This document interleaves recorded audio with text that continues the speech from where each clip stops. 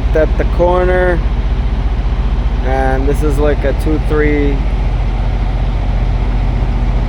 truck space, easy to get out.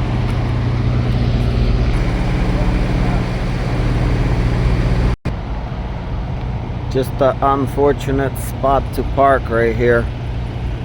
This guy just came around this way and took a sharp left and tore into his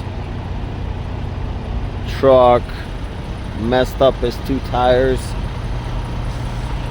and guy jumped out. I think he called the cops, or this guy called the cops, and it's all pretty obvious he wasn't paying attention.